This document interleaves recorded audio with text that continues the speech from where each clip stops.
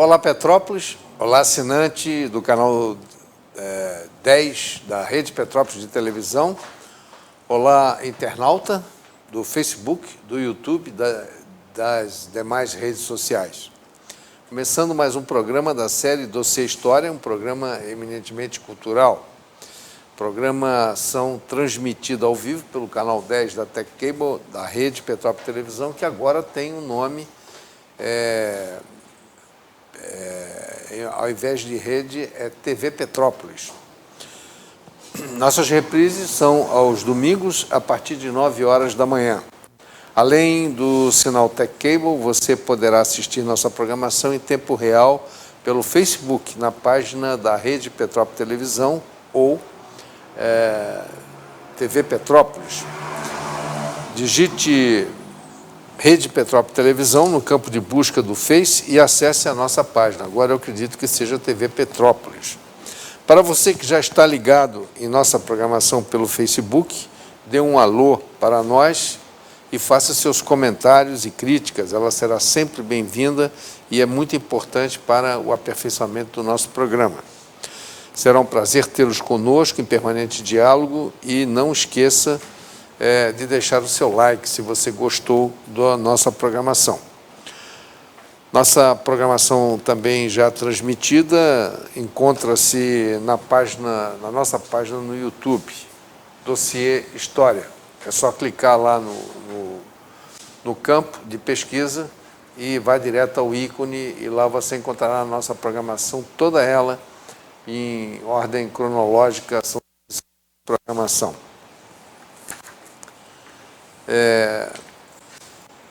Vamos agora ao primeiro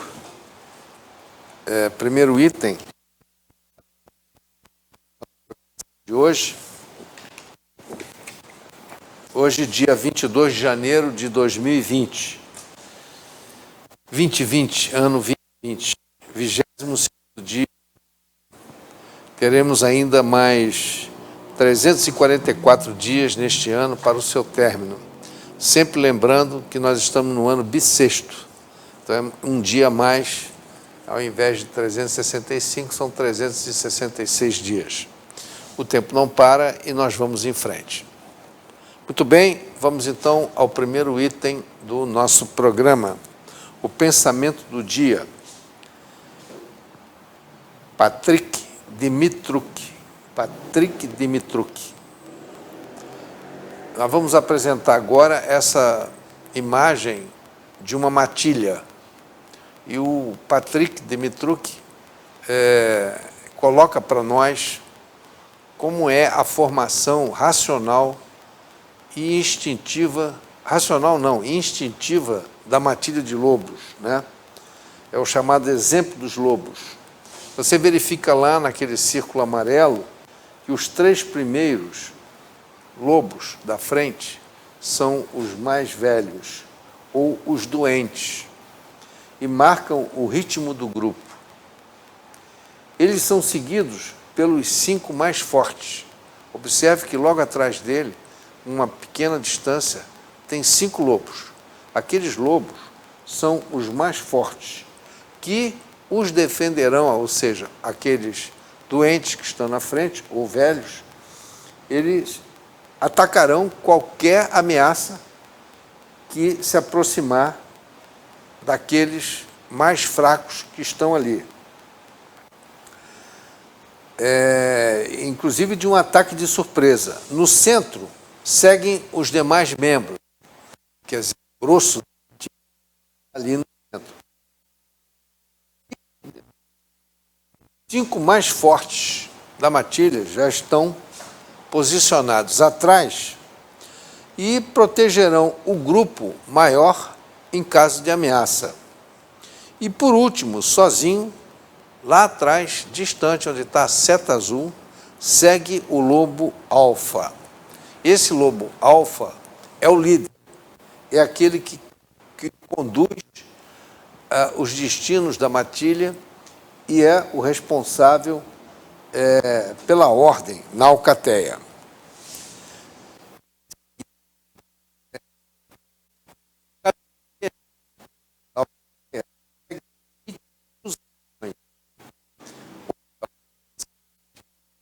melhor do que anciões, e sob o comando do líder, que está lá atrás, isolado, mas que é sob o comando dele e sob o ritmo que ele impõe, o espírito do grupo, não deixando ninguém para trás. Olha que exemplo instintivo desses animais e na proteção social da sua alcateia. Então, agora, o Philippe Patrick Dmytryk, que expõe isso lá nas palestras dele, ele diz o seguinte, que isto significa e simboliza o verdadeiro sentido da vida. Vou pedir até para colocar a frase aí do Dmytryk, pedir para nós. O verdadeiro sentido da vida não é chegar primeiro, mas chegar todos juntos ao mesmo destino.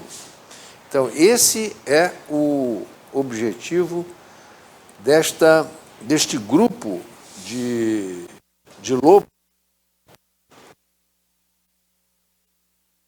Eles têm o sentido global, o sentido coletivo de proteção da própria alcateia, dos mais velhos, dos jovens, quer dizer, é um espírito de sociedade. A humanidade também deveria caminhar assim. Eu acho que é nesse ponto que o Philippe Patrick está querendo chegar, que nós, humanos, que somos dotados de racionalidade, não temos esse espírito. Estamos nos deixando levar pela individualidade de cada um e esquecendo as prioridades da vida em sociedade, a boa educação, a saúde, a proteção da saúde de todos, né? A própria segurança, né? A sociedade hoje sofre com a vulnerabilidade da segurança. Então, esse aí é exatamente o que o Philippe Patrick Dmytryk estava querendo dizer. Agora, quem é Philippe Patrick Dmytryk? Ele é graduado em Física pela PUC de São Paulo, a Policlínica Universidade Católica de São Paulo, a Politécnica, né? Universidade Católica de São Paulo. Formou-se em 1995. É supervisor de proteção radiológica da Santa Casa da Misericórdia de São Paulo e tem experiência na área de física, com ênfase em física médica. Tem um material também editado em livros e apostilas, como, por exemplo, Fundamentos Básicos sobre Física da Radiologia e Diagnóstico por Imagem. Ele tem um outro livro também, que é o Manual Básico de Proteção Radiológica. Isso aí foi o que eu compilei assim rapidamente sobre o perfil do Dmitry. Muito interessante esse pensamento do dia, por isso que eu fiz essa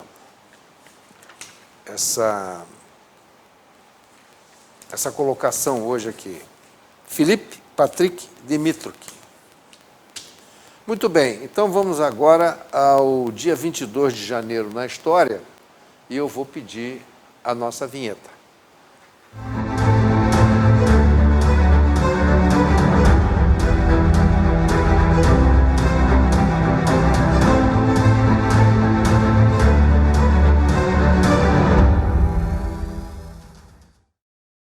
Se eu estiver falando. Olá, voltamos. 1532, dia 22 de janeiro de 1532, a fundação da vila de São Vicente, no litoral de São Paulo, uma das mais antigas do Brasil. Nós vamos apresentar aqui a foto do donatário, né, que ganhou essa capitania. Ele era o dono da capitania, né? E a sede era em São Vicente, ali no litoral de São Paulo. Martim Afonso de Souza. Gostaria de ver a primeira foto do Martim Afonso de Souza. Isso, Martim Afonso de Souza, que foi um dos mais importantes donatários no período das capitanias hereditárias. Ele teve umas 3 ou 4, mas essa foi a que mais evoluiu. Foi ali, exatamente no litoral de São Paulo, que começa vamos dizer assim, o desenvolvimento do Brasil colônia, né? A penetração no interior do Brasil, todos já começa por ali. Não é à toa que foram os bandeirantes, né, pioneiros nesse tipo de investida pelo interior. Então, tudo começa ali, Martim Afonso de Souza. Agora vamos mostrar a foto da vila de São Vicente, a época em que ela foi erigida, né? Então, está aí, era uma fortificação, uma proteção, porque era luta contra índios, contra piratas, contra, enfim, uma série de coisas que aconteciam naquela região. Então, está aí essa foto que representa a Vila de São Vicente, na época, exatamente hoje caracterizada, né? Cidade moderna, que é uma cidade ali no Grande Santos. Hoje é muita violência, tem muita e vive muitos histórias de conhecer essa região, né? E o Martim Afonso de Souza, ele ficou um tempo lá, mas depois ele foi para a Índia, foi ser o governador na Índia, né? E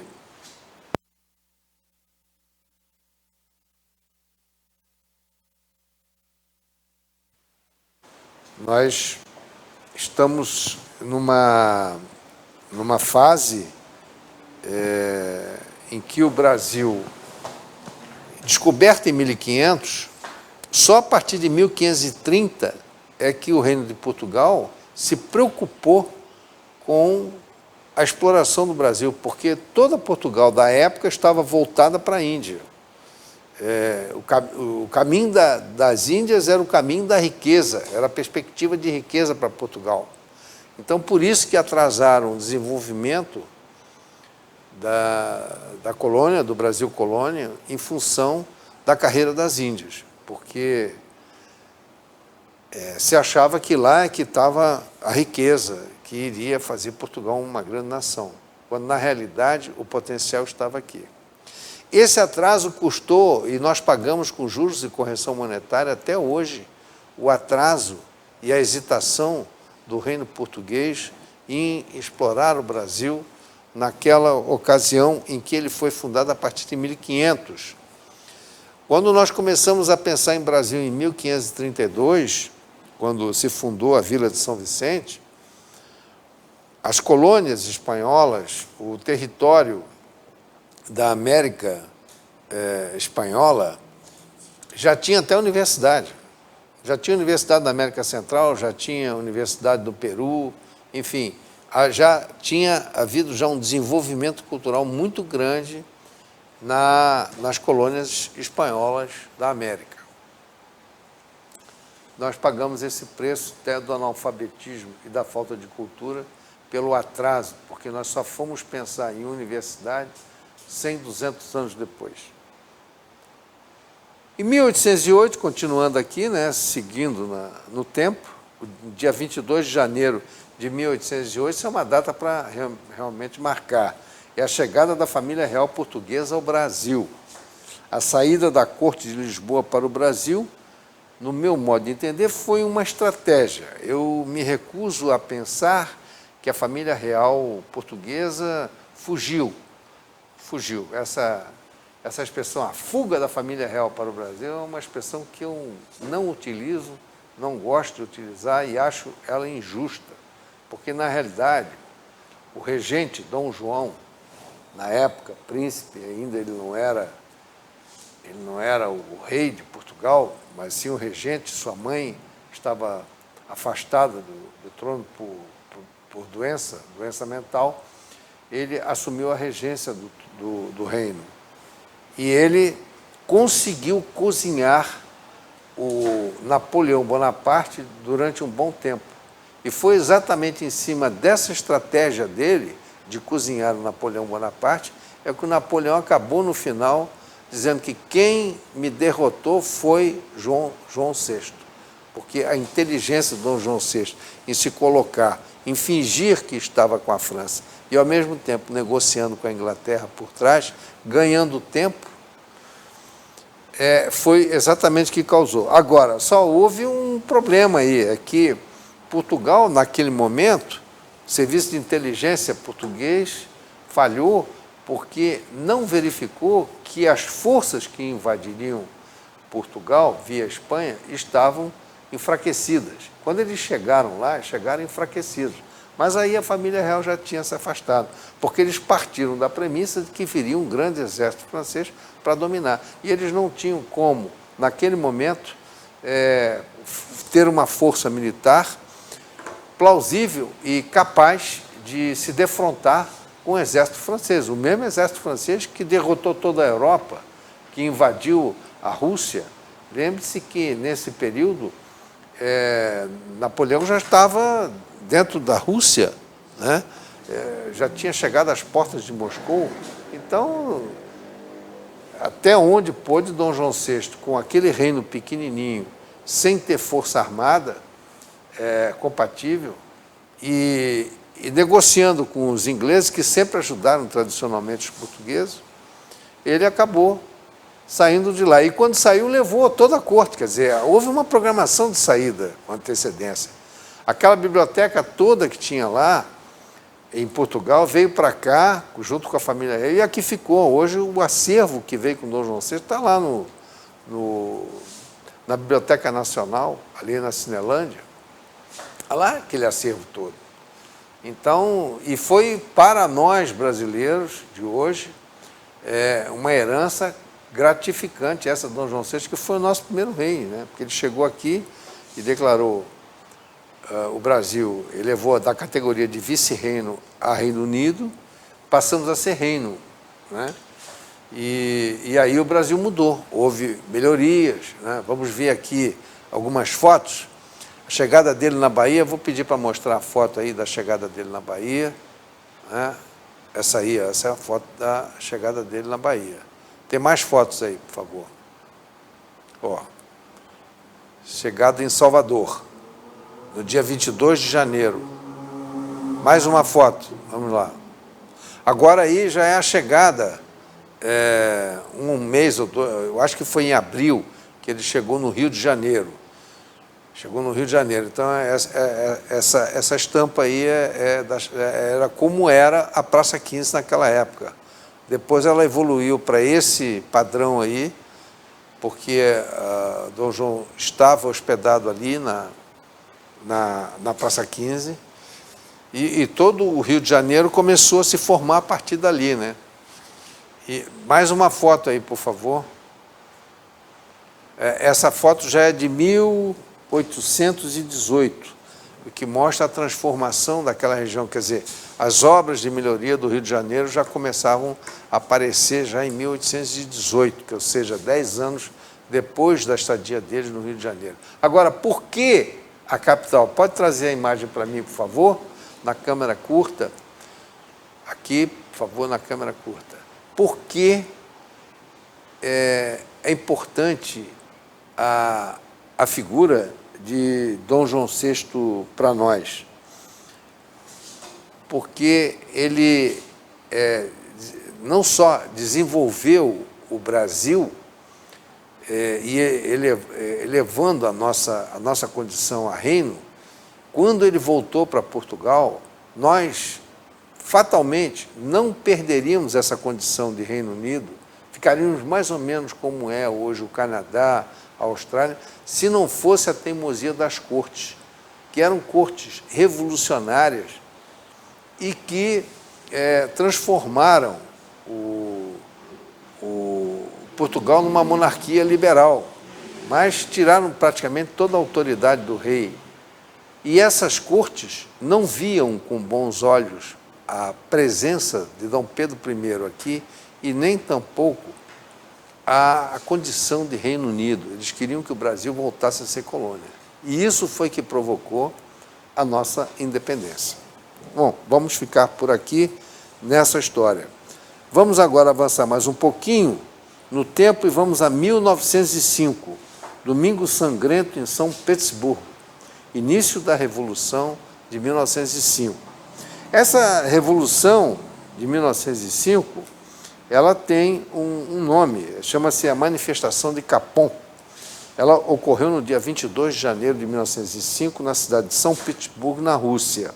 Na ocasião, milhares de pessoas que estavam nas imediações do Palácio de Inverno, residência dos czares, determinadas a entregar em mãos de Nicolau II, que era o imperador, né, da Rússia, o czar da Rússia, uma carta de reivindicações de melhorias das condições de trabalho nas fábricas da cidade. E, no entanto, essas manifestações acabaram em fuzilamento. A guarda lá, militar, fuzilou, os guardas imperiais fuzilaram esses manifestantes que lá já estavam há alguns dias na frente do palácio. Só que, nesta ocasião, pelo que declarou posteriormente o czar, ele não estava no palácio e nem tampouco havia autorizado o massacre. Essa foi a reação dele. O czar Nicolau II sempre negou essa situação, embora em outro massacre que ocorreu, ele tivesse autorizado. Quando cai o Império Russo, é formado um governo provisório, republicano, parlamentarista, o que ocorre ali, naquela situação, o czar foi... Aí vem a Revolução de 1917, Lenin toma o poder, prende o czar, prende a família toda e o fuzila juntamente com a família toda. Quer dizer, foi um ato brutal, também foi um ato muito brutal, porque o czar não foi julgado, não houve um julgamento, não lhe deram direito de defesa, e aniquilaram com toda a família, mataram a família toda. Gente que não tinha, crianças inocentes que não tinham culpa de nada, que não eram responsáveis por nada que tinha acontecido naquele período. Então, foi uma brutalidade. Pagou-se com brutalidade a brutalidade que tinha ocorrido anteriormente. É uma história muito triste essa da Revolução de 17, que começa em 1905, mas que está aí algumas cenas do massacre de 1905. Pode mostrar outras fotos, por favor? Aí o povo na rua se manifestando. Eram manifestações até legítimas, né? Em função das condições de trabalho na época. Não se pode esquecer que o Império Russo já tinha um parque industrial na época e tinham muitos operários trabalhando. E era uma época difícil, de muita miséria, de pobreza, em toda a Europa, né? Tem mais alguma foto? Pode mostrar, pode seguir, por favor. E a foto do czar, Nicolau II. Pode seguir? Muito bem. Então, estamos aí. Domingo Sangrento. Agora vamos aqui a 1984. Vamos andar mais um pouquinho na história.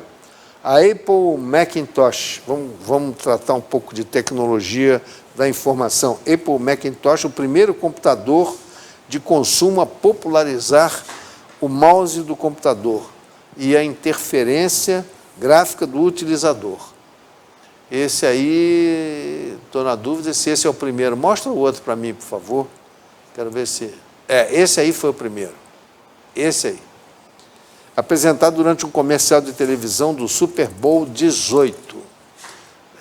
Esse foi o primeiro, em 1984. Olha só como é que a gente evoluiu de 84 para 2020. Esses primeiros modelos foram construídos em torno dos microprocessadores da família 68000 da Motorola. Em 94, empregou-se a família de processadores do PowerPC da IBM e Motorola. Em 2006, nova transição ocorreu com a adoção de processadores Intel da família Core. E nós vamos agora mostrar aquela foto primeiro, vamos repeti-la, que é a foto do protótipo do Macintosh de 1981, que era, vamos dizer assim, o protótipo da pesquisa que culminou com o lançamento do Apple Macintosh de 1984. Então, esse aí era o protótipo. E foi através desse protótipo que a ideia de se chegar na máquina que nós temos hoje, né? Agora, de lá, da família Core para cá, já se evoluiu muito também. Em 2020 já tem coisas fantásticas que ocorreram, que foram sendo acrescidas a toda essa invenção magnânima do processador de dados. Muito bem, então estamos aqui encerrando o nosso dia 22 de janeiro na história. E vamos agora ao nosso jornalismo e eu vou pedir a vinheta.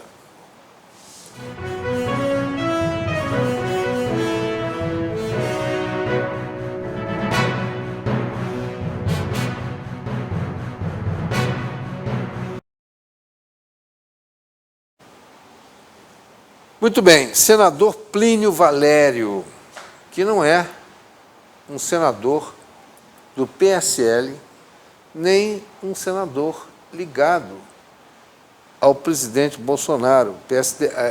Ele é do PSDB, do Amazonas. E ele critica o Fundo Amazônia. Vamos ver o vídeo dele. Que pipocam notícias sobre a devastação da Amazônia, notícias de tudo que é lugar, de todo jeito. Eu tenho o dever de dizer a vocês que nós do Amazonas temos a maior floresta preservada do planeta e que o Fundo Amazônia, que já deu 3 bilhões para o Brasil, não chega no Amazonas. Ano passado, apenas um projeto de 27 milhões foi executado. Para nós não significa nada. Preservamos a maior floresta tropical do planeta e somos punidos, sempre nos atacando, querendo tirar a Zona Franca, quando deveriam nos beneficiar por preservar a floresta. Então, é um dever meu, cívico, dizer a vocês que esse Fundo Amazônia, para nós, do Amazonas, é uma balela. Quem lucra com isso são as ONGs, que levam 38% desse dinheiro que chega aqui. 38% para os governos e municípios e não fica nada de concreto. Para mim, não faz falta alguma o Fundo Amazônia. O Amazonas não precisa de esmola. Bem, esse vídeo ele foi editado exatamente no auge daquela discussão do Fundo Amazônico, da ameaça de países europeus como a Alemanha e a Noruega não quererem mais enviar dinheiro para cá. Não vai fazer a menor diferença para nós. Se não mandarem, até melhor que não mandem. Nós não precisamos dessa esmola. Agora, vamos aqui fazer uma recapitulação do que é esse Fundo Amazônia e o que representa a Amazônia para o Brasil. Tem muito brasileiro que não tem a menor noção da importância geográfica, estratégica e política da Amazônia. A Amazônia é um território, uma região que está sendo ambicionada pelo mundo todo. Então, as grandes potências têm interesse na Amazônia. Aliás, eles já dominam a Amazônia. A Amazônia não é mais brasileira. E o que está ocorrendo agora é o seguinte, que o governo Bolsonaro está tentando recuperar a Amazônia como território brasileiro, porque não é mais, é um território internacional. Há muito tempo que se fala isso. E a culpa são desses governos socialistas dos últimos 30 anos, que entregaram a Amazônia de bandeja para ingleses, noruegueses, alemães, franceses, suecos e milhares de ONGs estrangeiras, e algumas até nacionais, e outras entidades, como ISA, como Greenpeace, e segmentos religiosos que dominaram indígenas. Essa turma toda entregou a Amazônia de bandeja para eles lá fora. Eles são donos. A Amazônia hoje tem bandeiras internacionais de países lá, alçadas em acampamentos, e é proibida a entrada de autoridade brasileira, de militares brasileiros. A Força Armada não entra. Entra o estrangeiro, mas nós não entramos. Rejeitados pelos índios que fizeram acordos e conluios com essas instituições e esses países que lá controlam determinadas regiões. Quer dizer, é uma pouca vergonha isso tudo. O que é o Fundo Amazônico? Qual é o conceito disso? São recursos financeiros que objetivam financiar a ação de prevenção, monitoramento, conservação e combate ao desmatamento, do desflorestamento na floresta amazônica, cujo numerário é distribuído em maior parte, teoricamente, para o governo federal e uma outra parte para o terceiro setor. Então, o terceiro setor são as ONGs. Aí, o que está acontecendo? Desse dinheiro que vai para o governo, não dá para fazer nada, porque uma grande parte dele vai para essas ONGs. Essas ONGs passam a ter, então, direito de administrar e gerenciar determinadas regiões, inclusive terras indígenas. E eles lá mandam mais do que as autoridades. Agora, esse combate ao desflorestamento e outras anomalias que nós temos lá, nunca funcionou ao longo desses 30 anos. Eu não sei quanto tempo que esse Fundo Amazônia existe, mas existe há mais de 10 anos, talvez 20, não sei. Mas que vantagem que teve? O que deu de vantagem? Nada. Não deu. Incêndios na borda da Amazônia continuaram. Não lá na Amazônia, propriamente na floresta úmida, porque lá não pega fogo. Mas na borda da Amazônia, que eu vou mostrar um mapa daqui a pouco aí, eu vou mostrar a vocês o desmatamento, o que eles fizeram? Nada. Não fizeram nada. Os governos que passaram se omitiram em relação a isso. Olha, a nossa madeira da Amazônia, você vai lá naqueles portos lá da Inglaterra que você vai encontrar a nossa madeira toda lá, de contrabando. Os próprios ingleses compram a nossa madeira. Eles gostam muito de fazer decoração com madeira. Não sei se vocês já repararam isso. Então, é tudo madeira da Amazônia. Eles continuam. E depois eles vêm, dão uma de bonitinhos aqui, que estão preocupados com a nossa preservação do clima, preservação da floresta. E por que o Reino Unido tem interesse na Amazônia? Porque lá no Reino Unido, a Bolsa de Nióbio funciona lá, a Bolsa de Ouro. Quem controla a cotação do ouro e do nióbio é o Reino Unido. Então, o Reino Unido tem interesse em manter o controle, de uma forma direta ou indireta, sobre a região amazônica, porque vai impedir que a atividade, a exploração do ouro pelo brasileiro possa fazer a cotação do ouro cair, possa fazer diminuir o lucro do contrabando do nióbio que eles fazem. O contrabando é um contrabando oficial do nióbio, porque o nióbio sai daqui subfaturado. Todo mundo sabe disso. E além de subfaturar o nióbio legítimo, eles ainda pegam esse nióbio legítimo e dizem que é um substrato de um nióbio que não é puro, que tem lá um nome, que agora eu esqueci, e que é mais barato. Então, eles pegam o nióbio puro e vendem como se fosse um nióbio impuro, mais barato. Quer dizer, então, é feito um subfaturamento em relação a isso. Isso está acontecendo em Rondônia. Quer dizer, são inúmeras irregularidades que o governo Bolsonaro agora está levantando. E está começando a incomodar essa turma. E essa turma, então, está caindo de pau em cima do governo e dos ministros do governo. Vamos aqui falar um pouco sobre os biomas da Amazônia, né? A Amazônia, ela é integrada ao seu bioma natural, e eu vou pedir para mostrar um mapa aqui, pode trazer para essa tela aqui, para mim, por favor, aqueles mapas. Olha aqui, vamos recapitular os biomas, né? A Amazônia, o bioma amazônico puro, é aquele que está ali em verde, que pega praticamente uma grande parte da região do Pará, pega o Amapá, pega Roraima lá em cima, pega Rondônia embaixo, pega o Acre, né? E uma parte ali do Pantanal, ó, né? Pantanal ali, o bioma do Pantanal está em azul, e ao lado do bioma do Pantanal tem ali um pouquinho ainda do bioma amazônico.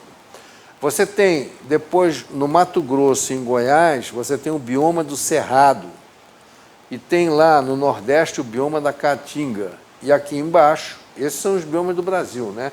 O bioma da Mata Atlântica, que está em azul, e o bioma do Pampa, lá no Rio Grande do Sul. Então, o que é lá o bioma da Amazônia? É praticamente aquela região lá da Amazônia, do Amazonas e do Pará, né? E tem o bioma do Cerrado. Então, fizeram, por questões políticas e econômicas, fizeram uma Amazônia legal, onde você absorve não só o bioma amazônico, mas também outras regiões que têm bioma do Cerrado e etc. E onde é que está a maior queima? Nas bordas do bioma amazônico, nas bordas da região que está em verde.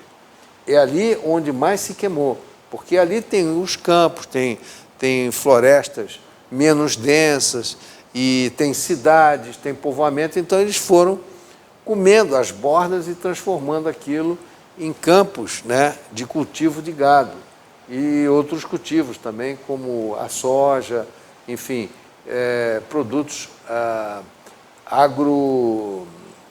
agroeconômicos, né? Então, agora, nós vamos mostrar aqui os outros mapas que nós temos. Qual é o outro mapa que você tem aí, meu amigo Wellington? Isso, aqui.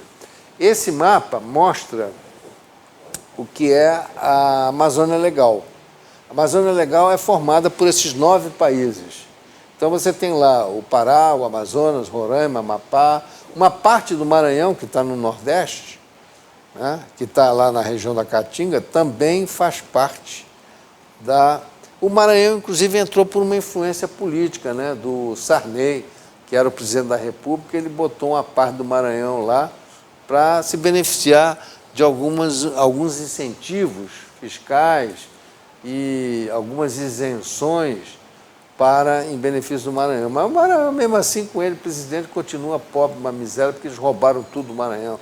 Tocantins também está absorvido nessa região chamada de Amazônia Legal. Então, a Amazônia Legal, além do bioma da floresta úmida, tem vários outros biomas que compõem essa região. Tá? Qual é o outro mapa que nós temos lá? Aí. Bom, então, esse mapa mostra exatamente aqui. Eu vou pedir para trazer a tela para cá, para mim, que eu quero mostrar aqui na... Tá, isso, aqui. Então, você está vendo aqui, ó, nessa parte, onde está o desmatamento. Tocantins, Mato Grosso, né? Pega aqui uma parte do Pará, adentrando aqui na borda da Amazônia. Porque a Amazônia, o bioma amazônico propriamente dito, que é a floresta úmida, ela está intacta, todinha aqui, ó, nessa região. Isso aqui é um mapa extraído de uma fotografia de satélite. Aqui você tem, numa região indígena, lá no norte de Roraima, essa é uma região que isso aqui não é propriamente desmatamento. Aquilo ali é natural, porque aquela região ali tem campos, tem de criação de gado natural, pastagens naturais, como tem lá no Rio Grande do Sul. Aqui não é selva, né? Aqui não é selva, Roraima não tem selva. Tem uma parte só de selva, mas tem tem um outro bioma lá próprio deles e a vegetação. Eles têm várzea, tem campos alagados, tem uma série de coisas. E não é floresta densa fechada. Então, isso aqui retrata bem que a floresta amazônica está realmente intacta, né? Temos outra lá, temos outro mapa. Vamos mostrar aí outro mapa. Está aqui. Esse mapa também, ele não está bem nítido, né? Mas dá para dar uma impressão aqui o que é a parte úmida brasileira da selva amazônica, é toda essa parte que está em verde aqui. Isso tudo aqui que está em azul são águas, né? Então, é um mapa de variação do Brasil, mapa de, parece que é variação do Brasil, de valorização do Brasil, uma coisa assim. Então, está aqui distribuído por minérios, enfim, por uma série de coisas. E aqui está bem nítido que no solo e no subsolo da região do Brasil, né, você tem essas circunstâncias aqui. Isso é um mapa que trata da nossa economia. Tem mais algum outro mapa aí? Acabou? Bom, então, está mais ou menos explicado o que é o bioma amazônico e o que é a Amazônia Legal. A Amazônia Legal, ela foi criada com foco no desenvolvimento econômico, isso eu já tinha falado aqui. Em seu território não há só florestas amazônicas. Então, o Brasil, que tem 7 milhões e meio, 7 não, 8, né? 8 milhões, na minha época a gente dizia que tinha 8.511.965 quilômetros quadrados, agora é um pouquinho mais, talvez. Ficaríamos apenas... o bioma amazônico tem... A região amazônica tem 5 milhões e meio de quilômetros quadrados. Se você acrescentar a Amazônia Legal, são mais 1 milhão de quilômetros quadrados. Então, seriam 6 milhões e meio de quilômetros quadrados. Para 8 milhões e meio, sobrariam de Brasil, nós temos o resto do Brasil, só 2 milhões de quilômetros quadrados. O resto é tudo aquela região lá, da Amazônia Legal e do bioma amazônico.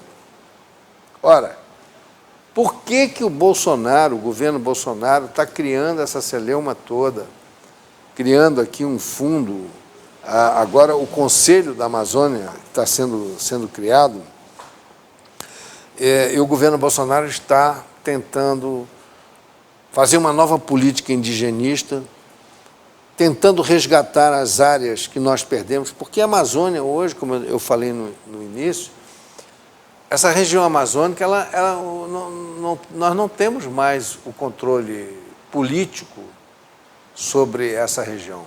Essa região está entregue na mão dos estrangeiros.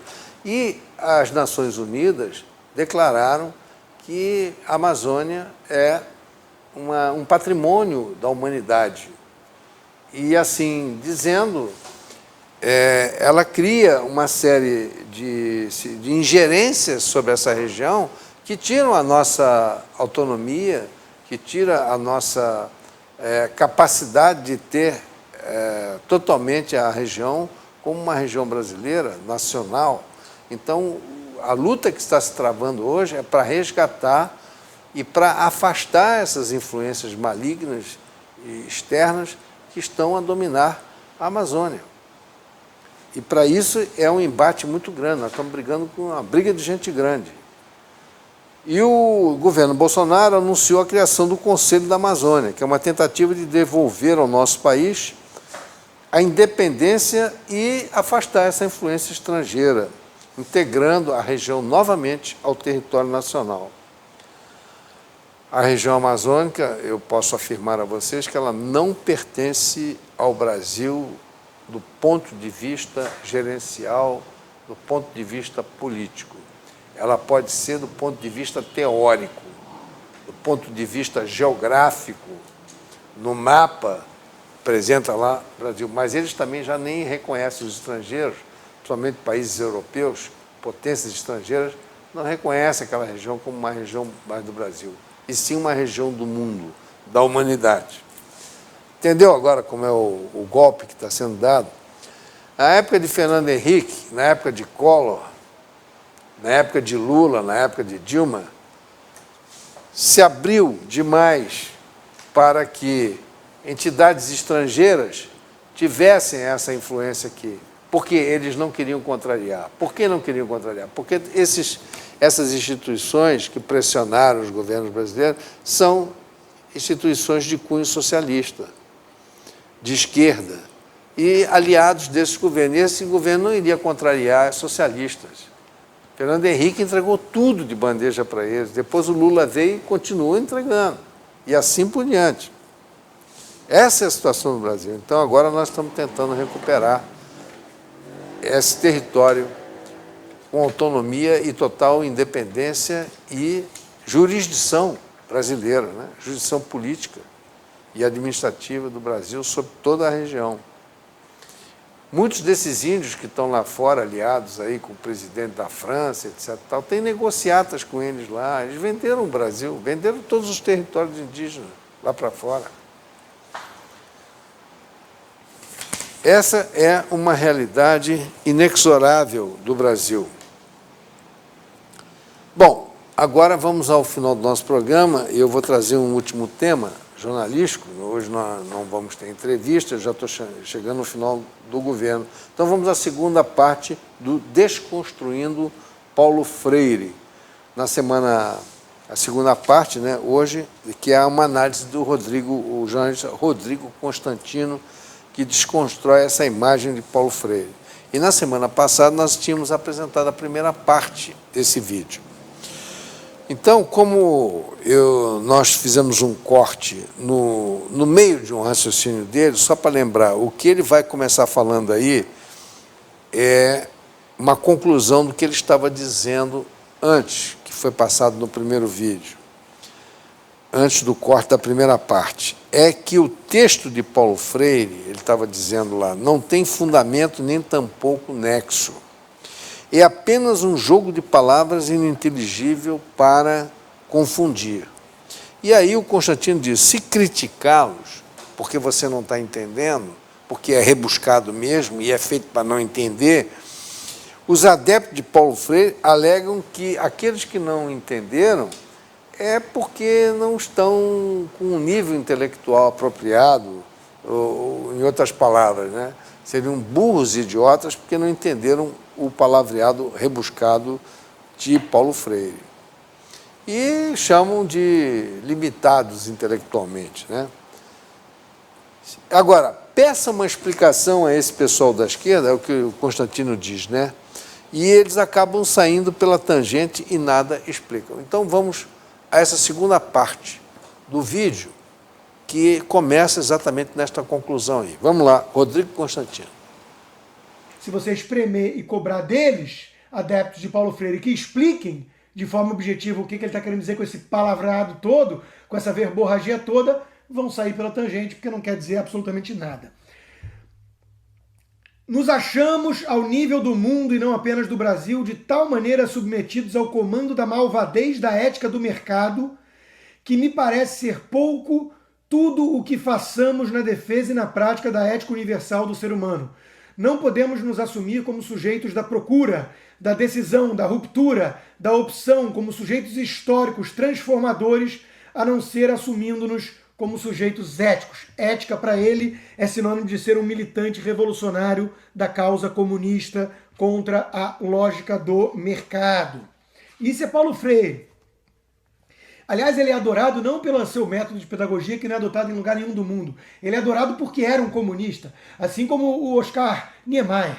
Ele não era adorado por ser um grande arquiteto, ele era adorado por ser um arquiteto comunista famoso no mundo todo, que defendia Stalin. Humanista que defendia Stalin, vejam só. Se na experiência da minha formação, que deve ser permanente, começo por aceitar que o formador é o sujeito em relação a quem me considero o objeto, que ele é o sujeito que me forma e eu, o objeto por ele formado, me considero como um paciente que recebe os conhecimentos, conteúdos, acumulados pelo sujeito que sabe e que são a mim transferidos. Nesta forma de compreender e de viver o processo formador, eu, objeto agora, terei a possibilidade amanhã de me tornar o falso sujeito da formação do futuro objeto de meu ato formador. Pausa. Pausa para respirar. Não é uma limitação sua de interpretação achar que ele não está dizendo nada com isso tudo. É porque ele realmente não está dizendo nada. É preciso que, pelo contrário, desde os começos do processo, vá ficando cada vez mais claro que, embora diferentes entre si, quem forma se forma e reforma, ao formar, E quem é formado, forma-se. E forma ao ser formado. Puta! Olha, que joguinho de palavras ridículo.